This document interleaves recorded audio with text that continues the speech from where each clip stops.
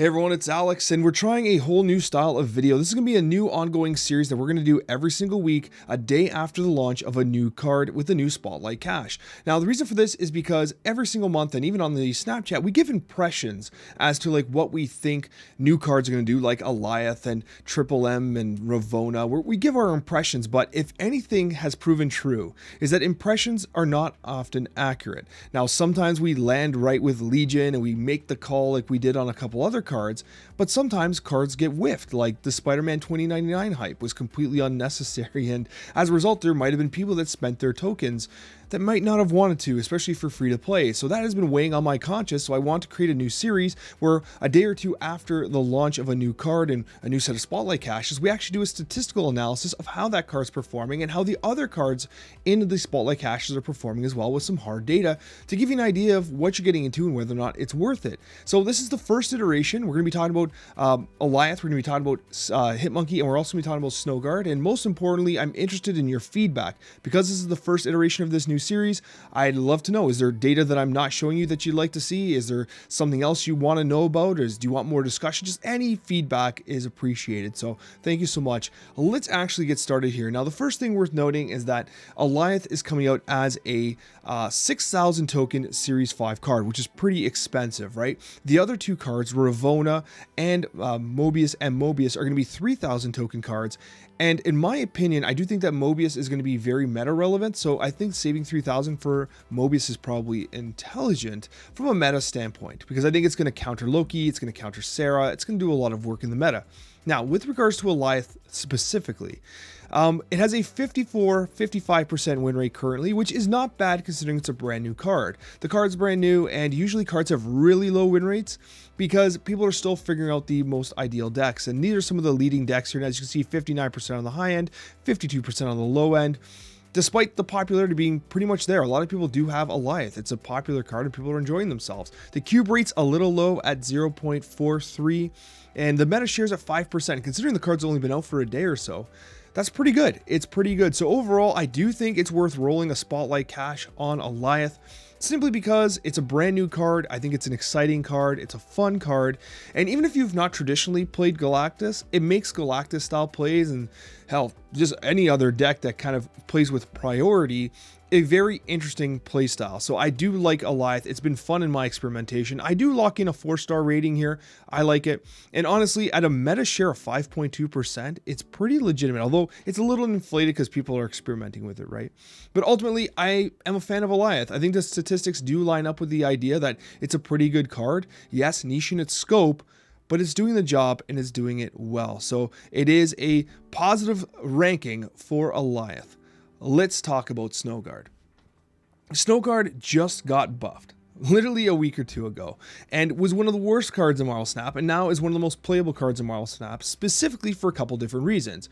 One, you have Loki, which is definitely a very strong archetype as a whole, and while people do kind of assume a nerf might be coming to Loki at some point, I think the identity of the card will remain consistent, and as a result, I think Snowguard in Loki decks is still going to be a viable play. And if Legion has showed us anything, even outside of Loki, location control can still be a very strong effect, even if you're in pool 1 or 2 and you are playing, well, you can't get Snowguard from Spotlight Cache in pool 1, you don't have the thing unlocked yet, but what I mean to say is, even if you're playing Devil Dinosaur based decks, Snowguard still has a role there for that hand generation. So it's just generally a pretty good card, and even the statted 2-3, the Hawk and the Bear are just good.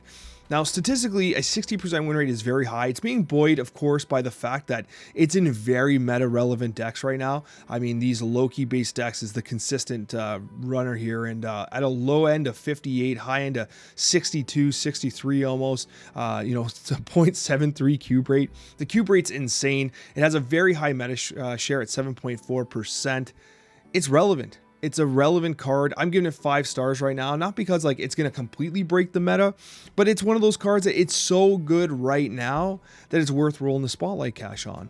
It's worth noting though that in the event of a nerf to the Loki archetype, this probably drops to a 4-star, but Snowguard as a whole does seem like it's just a good card, right? So that's pretty neat to see as a 1-2. So I am happy with you rolling a Spotlight Cache for Snowguard, considering the current meta. If Loki gets hit too hard, just be aware that this, of course, is going to drop down in value. Hitmonkey. Hitmonkey is a Series 5 card at 6,000 tokens. You have a win rate currently at 57.5%. Cube rate's decent, but the meta share drops to 1.6. Now, this is relevant because I think that you probably want to spend your Spotlight Cache and your tokens on cards that are relatively meta relevant. Now, the reason why I give a negative result here, I say, you know what, don't roll for Hitmonkey if it's like the last cache or something like that. Or the reason for this is because I think that Hitmonkey is going to be susceptible to Mobius and Mobius for the fact that if you look at these lists that you see him in, right, you see him primarily in these Sarah based decks. These are like the most predominant versions of Hitmonkey based lists. And Sarah's going to be very negatively impacted by Mobius. So the result is that Hitmonkey is going to be negatively impacted by Mobius. And of course, you do have some other variations, but you'll notice the win rate's a little lower. Although there is an emerging deck here with the bounce archetype that looks pretty good because you have that Kitty Pryde Angela and of course the Falcon and Hood. Now this is a very difficult deck to pilot, but I do think that generally speaking, the Sarah version of Hitmonkey is going to be much less relevant come Mobius and Mobius. So for me, Hitmonkey represents a very challenging card to just roll your caches on. I think this is the pass of the week if you can afford passing. If you high roll the other two, for instance, it's probably the one you pass on, although the stats really aren't that bad. There's going to probably be a point in time where Hitmonkey makes a bit of a comeback, but until then, I think at this meta share, especially if you're free to play, it's probably worth saving on your caches. Now, one thing I want to say just before we move on is that I think that moving forward, this is going to be really good advice for players. I think that what you want to do is you probably don't want to buy or roll your caches on the first day when a new card becomes available. I think that you're going to benefit from waiting a day or two to see how the meta shakes up, specifically with cards like Alioth, right? You're going to want to see what Alioth shakes up to be or what the new card, whether it be Ravona or Mobius and Mobius, especially if you're free to play. The tokens are so damn expensive. Card acquisition is hard.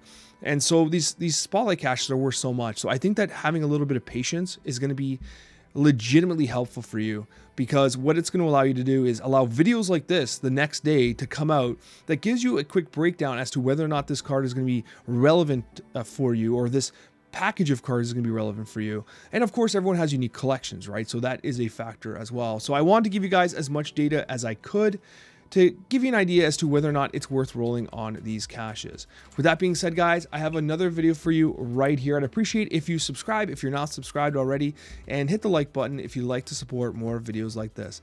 Thank you so much for watching. I hope it helped. As I said prior, if you have any suggestions, let me know in the comments, and we'll see you in that next Marvel Snap video.